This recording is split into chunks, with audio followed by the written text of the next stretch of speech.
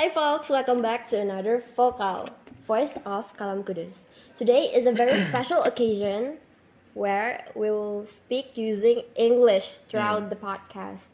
And I'll try my best, even though I'm not that fluent in English You speak yet. perfect English, by the way. So, without further ado, let's get to know Ko Dave. Hi, I'm Ko Dave. You can call me Sir Dave. I'm basically a university student from Ukrida on my 7th semester. And right now I have the honor of becoming one of the guests for Kalam Kudus podcast. Shall we start? Yes. Okie dokie. So, Ko Dave is recently being a teacher. Yes. You're being a teacher here. And do you mind telling us how did you become a teacher here? How I became a teacher here. It was not part of my choice, by the way. I am forced to become a teacher. By so who? basically, like, I take English literature, right, from my university study. And basically, one of the majors that you have to pick is basically either teaching, creative writing, or translating and interpreting. I took teaching, right? Because I took teaching, I basically have to do like an internship program. And one of the choices that's available, that is easily available, is Kalam Kudus. And therefore, here I am, I here teaching. But so far in my teaching experiences, I find the Kalam Kudus students like you, Mr. Marcel, and all of the kids here, they're absolutely brilliant. I love you guys so much. So that's that. Thank you for buttering us up. Yeah, for sure. For sure. May I ask, what's the best thing about teaching in Kaka? What's the best thing about teaching in Kaka? Okay, that's a very interesting question. I think that one of the best things that ever happened to me is basically the students. I believe that actually you have to win the students' heart as a teacher. If you can show yourself as someone that is approachable, someone that is kind, someone that has interesting things to say, you're gonna win their hearts easily. And if you can win their hearts, like, I don't know, man, like, I just taught them English. And when I told them that I'll be ending my internship program on Wednesday, they showed me like immense amount of love. So I think that's one of the best things that I ever experienced when teaching in Kaka. It's the love that I receive from the students because I have the opportunity and the ability to teach them in a way that's interesting and beneficial for them. So that's that. Love is the best thing. So, Yes, you did win our heart, and even is that true? yes. So, I remember when the first time you came into my class, and everyone was so tense because we're not used to seeing other people teaching here, right? Do I look that scary? No, it's not about your vibe. I think we're just very introverted, especially my class. And other teachers, they're really apa ya namanya? Kayak they don't want to approach the students first gitu. Really? Yeah, we have to like ask them, Miss, how to do this thing, how to do this thing. They paham. Yeah, and I think you approached me Really? in the back of the class. I really remember, and you talked to me, and I think that you're very comfortable to talk with. I appreciate that. So what I'm hearing from you is basically like there's lots of teachers here that don't really approach the students, but the students have to approach them first. Gitu ya? Oh, that's unfortunate. Okay. And this is a big question, and we're very curious about this one. How come you're so fluent in English? How come I become so fluent in English? Okay. Right, that's an interesting question. I think that when it comes to a language, the number one important ingredient that you must have in order to be fluent is actually exposure. So, for example, like I was in Taiwan for my student exchange, right? And I couldn't speak Mandarin. I couldn't speak a single word. But when I was there, I was forced to speak. So, jadi kayak, if I want to order food, if I want to talk to the driver, where to go, I have to speak Mandarin. So everywhere I go for 4 months, I'm being constantly exposed to the language. And when I got back to Indonesia, I can speak fine. Gitu. I think that principle works the same with when it comes to the English language. Like the more exposed you are to the language, especially the earlier it is, the better you become with the language. Because I think that here's the thing. When it comes to Indonesian language, we don't really have to learn it from the book. we can speak it naturally. Why? Because we're constantly exposed to the language when we were kids, right? Technically speaking, the reason why I can be so fluent in English is because I'm constantly exposed, or at least I constantly expose myself to the language. How? Through the medium of podcast. So everywhere I go, if I'm going to work, if I'm going to Kalam Kudus, if I'm going home from Kalam Kudus, I listen to podcasts that they're speaking in English, and therefore it made me familiar with the language. So therefore, I can actually think better in English compared if I think in the Indonesian language. So I think that's the key. Exposure. That's the number one.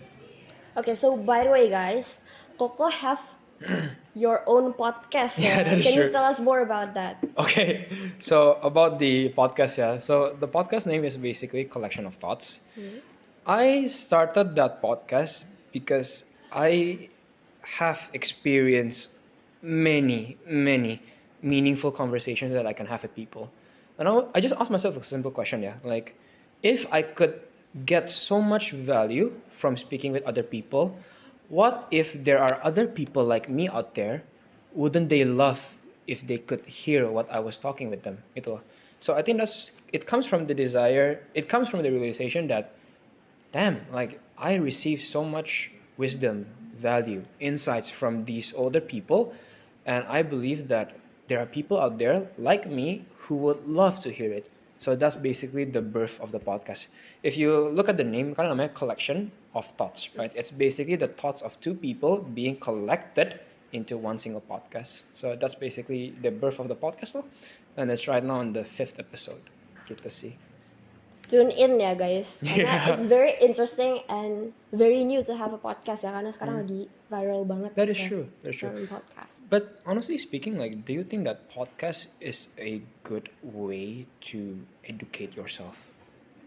Do you listen to podcasts in the first place? Not really. Oh, not really. I see. That's cool.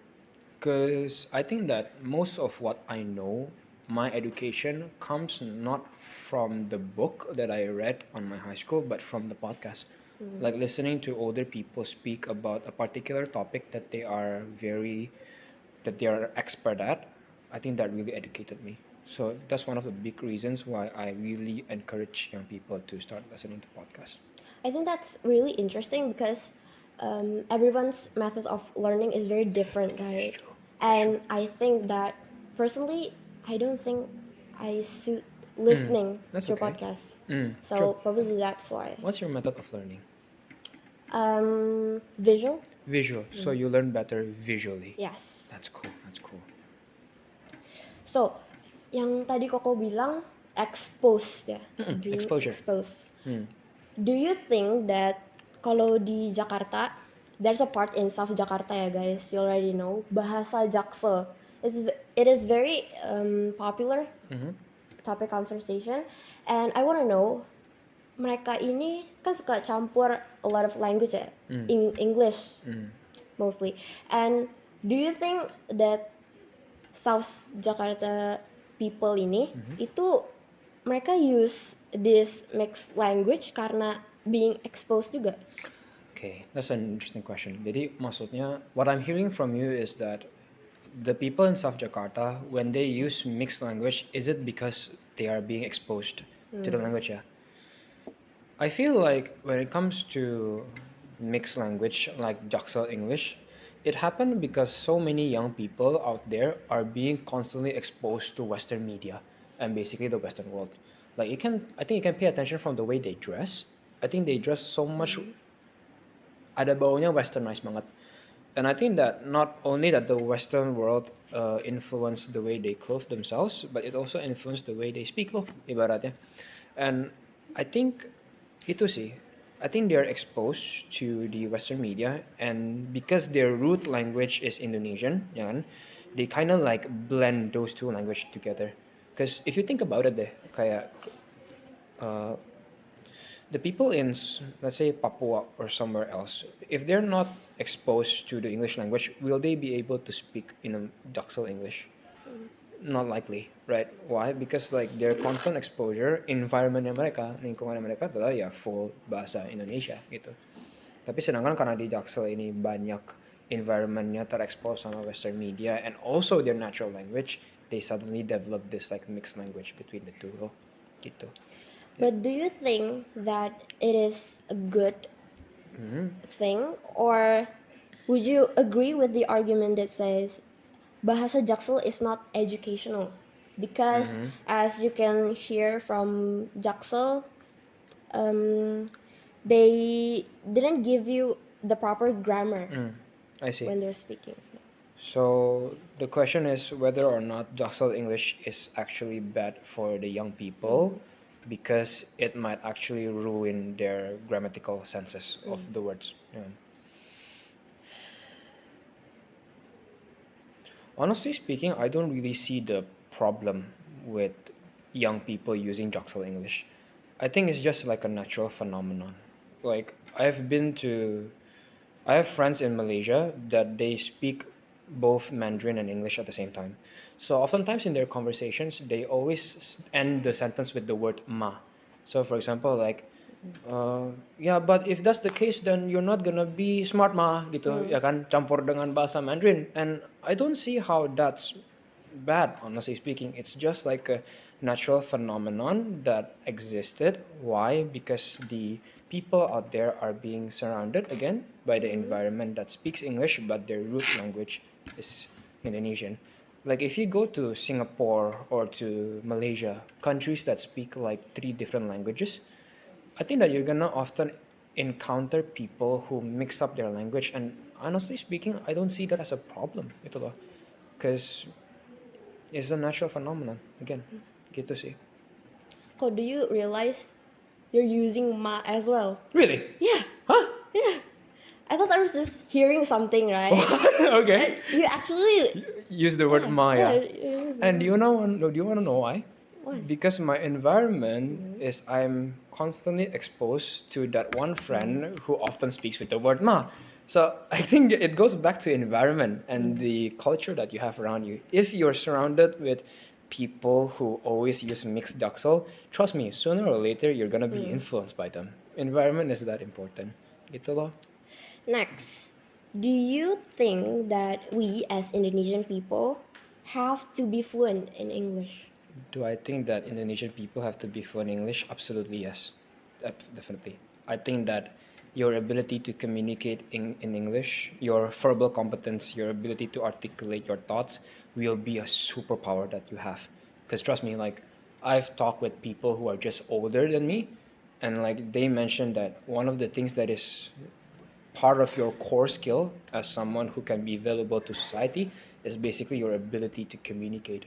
And if you're not mastering the English language, like how on earth are you gonna communicate with like the majority of the world? Like the majority of the world speaks in English. Like if you wanted to be able to connect, if you wanted to be international student, if you wanted to be able to connect with people from all around the world, you have to be able to speak English because they're not gonna come here and like learn Indonesian. You have to learn the English language. So that's a must, big must. But I want to know ya kok, kan there's many people who wants to speak in English, tapi tuh people around them are saying like lu so Inggris kayak gitu. Yeah, I Akhirnya can kan understand that. jadi takut gitu ya. Paham, paham, paham, How paham. how do you overcome it? So how do you overcome the fear of being disliked by other people Yes. because you're speaking in English? I think that's a psychological question, ya kan? Kayak my first question would be, why are you so afraid of what other people think? Karena like, believe me, like what they think of you don't really matter. Why? Because in the next 5 years, they're not gonna think about it. Jadi gini loh, you have to see it logically. If you are starting to practice English, and then you are being disliked by other people, okay, in the next 5 years, or in the next 10 years, they're not gonna think about you. They're not gonna bully you anymore. But in the next 5 years, if you keep on practicing your English speaking skills, you're gonna be able to develop one of the most core skills. So the question would be, are you willing to pay the price of that mastery in English with the pain of being disliked by the people? Karena like if you feel like, oh, I don't want to speak English karena I takut dijudge sama orang lain. Terus, so what you're saying to me is basically you are willing to sacrifice one of the core skills that any human being can have simply to be liked by other people? Like, that's a serious question that you need to ask yourself gitu, as a person. I understand the fear of rejection. Okay, I'm a human too. And one of the most basic desires of every human being is to be liked by other people. We all have that, trust me. But yeah, again, like, are you willing to sacrifice the most core skill that you can master simply to be liked by other people? Are you willing to pay that price? If you think about it ya, so itu kan berarti sebuah decision dong, keputusan. Either I learn English and become disliked, or if I don't learn English and I'm liked. Sekarang pertanyaannya adalah, which one are you willing to pay the price? You mau bayar harga di gak sukain sama orang, atau you mau bayar harga gak bisa bahasa Inggris? That's that. If you feel like social approval is more important than me, then go on. But trust me, they're not gonna think about you. You are not that important. Have you ever heard of the halo effect? What's that? Okay, so it's basically a psychological term that basically says that I, as a person, often think that other people think about me so much, but they don't really give a care. Like, they don't actually care about you. Kayak gitu sih. That's basically the halo effect. You overestimate your importance in other people's minds, but truth is, if you ask them how much time do you think about me, they're not gonna think about you. They're gonna think about themselves. Yeah. So that's it. It's a psychological question, and you have to learn to have the courage to be disliked lah, ibaratnya. Gitu. That's my take on it. Yeah, at the end, we're gonna live alone and only for ourselves. True. What other people think of you is not going to matter in the next 5 years. Trust me. They're gonna forget it. Gitu. But your core component skill, bahasa Inggris you bakal stay with you until you die, basically. Gitu. Okay, so to wrap this podcast, That was fast, by the way. And you did amazing. You did amazing. Give me a high five. we're not done yet, ko. Oh, we're not done yet. Belum. Oh, okay. You did it well, by the way, for the first timer. What's the most effective way to be fluent in English? What's the most effective way? By the way, how did you learn English? How do I learn English? Through Sebenarnya- podcast or? Through podcast. I developed my fluency in podcasting. Jadi sebenarnya when I was in high school ya kebanyakan ya it's just basic English sebenarnya. But through podcast I developed fluency, I developed the ability to think in English. Oh, through podcast. Lagi-lagi exposure kuncinya. It doesn't have to be podcast. It could also be through talking with friends. Itu juga exposure. It could be through reading a book. It could be also another exposure. Exposure comes in many forms. Gitu. What's your pro tip to whoever watching this who wants to be fluent in English? Talk with you often. That's the pro tip. yang mau jago bahasa Inggris ya you have to talk with this lady right here, Jangan. this smart lady. Okay, what's the pro tip of learning English? Let's try to make it simple. Okay, how can we speak Indonesian so fluently? It's because we talk with our parents with the language every single day. So I think that if you have the opportunity to talk with someone every single day, I think it's gonna really, really boost you when it comes to your ability to acquire that language. Because again, like back to my story in Taiwan, like when I was studying there, all my Taiwanese friends cannot speak English. So I'm forced to speak Mandarin with them. And every single day, if I talk Mandarin with them, sooner or later, you're gonna master it real fast. Gitu. People say that it takes like 4 years to master a language. I believe that if you're consistent, it might only take like 1.5 years and you're good to go. Gitu. So, yeah, that's that. And now we're curious, what will you do after graduating? What will I do after I graduate? Okay, I'm gonna teach here in Kalam Kudus. Really? Just kidding. No. I'm sorry, guys. Oh, udah mau lulus juga. Yeah, udah mau lulus juga. Yeah, I mean, like I love teaching so much, honestly speaking. But if I look at it like objectively, financially, it's not that rewarding, and and I saw the world lah. I traveled, and I wanted to be able to travel a lot. So I don't think that teaching will help me fulfill those dreams. So what will I do after I graduate? I'm gonna focus on my business for sure, which is No Fate Studio. Tolong di follow ya guys. Okay. Okay. Yeah, I'm gonna focus on the business, and also I have like a family business as well. I'm gonna focus on that. I'm gonna try to build as much skill as possible, wealth wise, financial wise, and then maybe one day I'm gonna open my own like private tutor institution where I can teach people. Because trust me, like um, a lot of people often say to me that teaching is one of the most meaningful job that you can ever have. I never believed in them before, but right now when I experience it firsthand, like I taught you guys, like I spoke with you guys, I laughed with you guys, now I really understood what they meant gitu. So yeah, teaching is one of the most meaningful jobs that you could ever have, and I really love all of you lah. Gitu. I'm gonna cry my eyes out, man. I'm gonna cry. Gitu sih. Business, definitely. First business, and when I build all my wealth, when I'm satisfied, and then I'm gonna try to teach, because I believe that's one of my biggest passion as well. Gitu. That's very deep. Yes, thank you very much. Maybe one day you can send your kids to my Yeah. private tutor.